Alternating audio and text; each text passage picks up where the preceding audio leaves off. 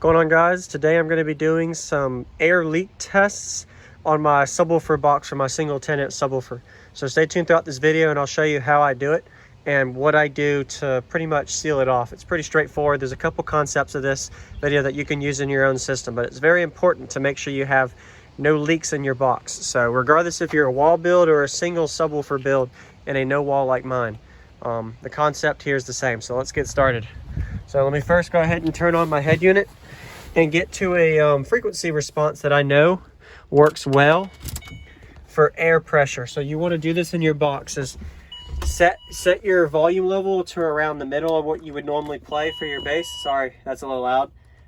My system's not the prettiest, but it works for concept, so don't worry about the way it looks. And of course, there's always new viewers, is why I always say that. So I use Bluetooth. I'm going to set it to 35.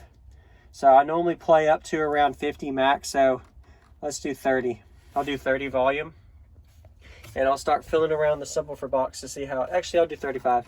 But what I'll do is I'll have a frequency response tone playing in the background on my little Bluetooth iPod here.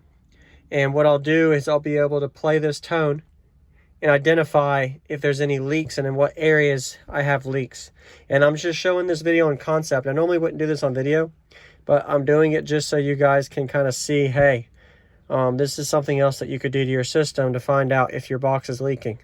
So I'm just going to use a frequency response. All right. And I'm going to find which frequency works best for this. I'll kind of find out how pressure is working on the port to locate a good frequency tone to follow for this, if that makes sense for anybody watching. So what I'm going to be doing is just kind of going through and identifying where I'm getting a lot of pressure from the port here. It's normally near tuning, like another video I made, and I'll do that to identify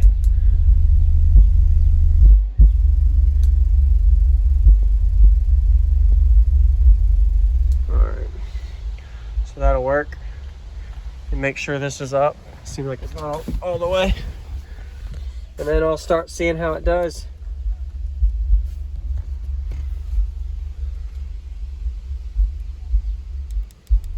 There we go. That should be good. So what I'm going to be doing is literally going around the edges on the outside of the box and finding out if there's any leaks or sealing locations.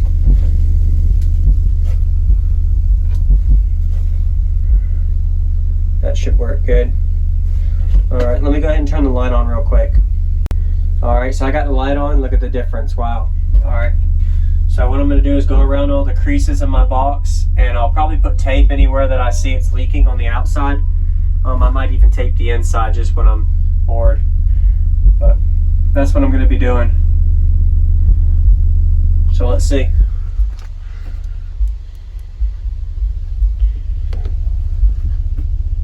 So there's a little bit of leak here. I honestly already know because see you got some holes, but I can actually physically feel a little bit of air coming out of these holes. So this is just a perfect example of concept of stuff like this that you might have in your box. It doesn't have to be a screw hole.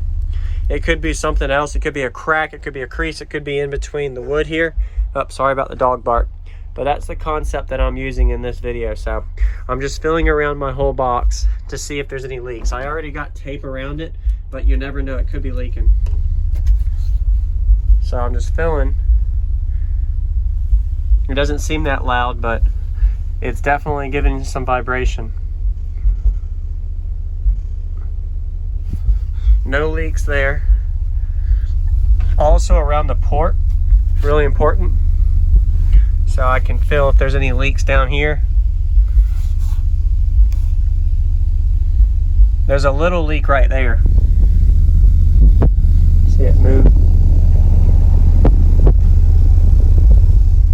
So it's moving a little bit of air leaking in that corner for me. But I'm gonna keep going. So I'm filling around my whole box to locate leaks. So here's another one. I just put some glue in. I just got some white silicone tape. So that's another thing is if you have any kind of speaker wire coming out of your box, make sure that those holes are sealed off on both sides.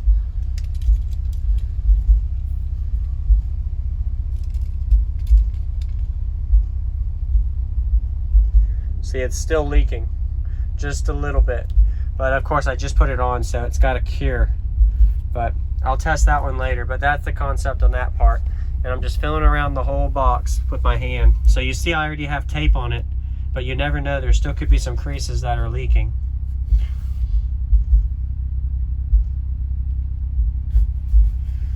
Nope, there's a little bit right there. That's weird.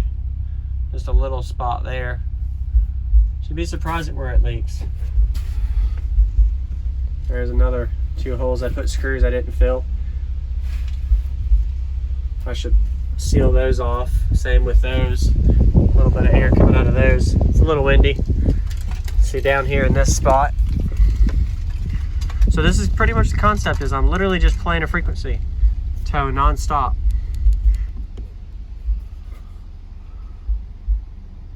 There's a little bit of air there too in that corner, so I'll look into that inside the box. So as I make reference notes of these points, I'm going to put tape in those areas as well. So I'll have to put something in that corner, on the outside and inside, probably both. Also down here in this area, there's a leak, and I'm having another leak back there in the corner. So it's back in that corner area, I'm leaking a little bit, so I'll put some tape in there to reinforce it. It doesn't have to be tape, it can also be wood glue, it could also be corner roundovers, corner chamfers that people put in place. So there's a lot of options. So now I'm going to go to the back of the box. Let's see how that one looks. So I'm going to go ahead and close this. Pressure difference with your hatch closed is another thing you got to consider. Sorry if it's a little messy, but hey, just been messing with the system, little project. Different things I've been doing. So all right, so now that I got the hatch closed, I can play the frequency a little lower because it peaks differently. I was playing around peak before, or lower frequency. There we go.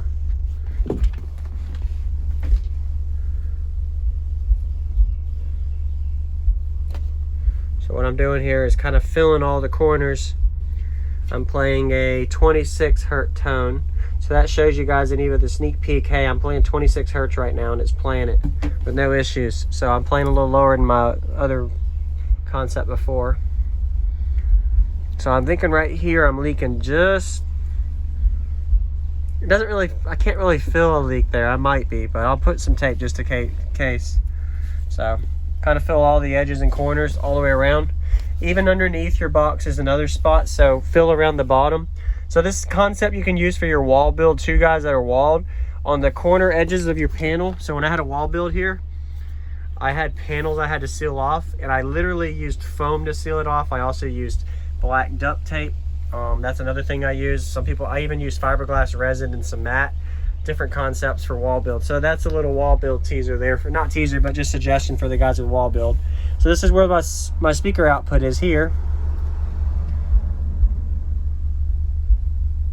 That's good, no leaks. That's been cured. So the amp's not vibrating hardly. This is my little cheap 4-channel amp, but it works. All right. So now I just start filling around all the holes all the way around the other edge.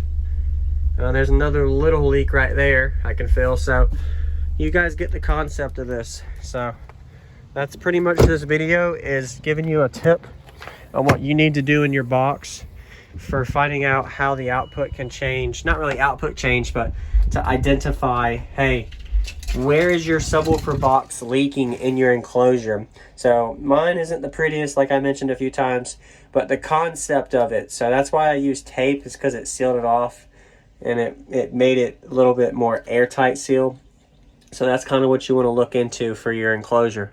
Regardless whether you got a single 10 like my build, or you got 10/18s and a big walled build, you want to do the same concept. Go throughout the edges of your wall build or your box like I did.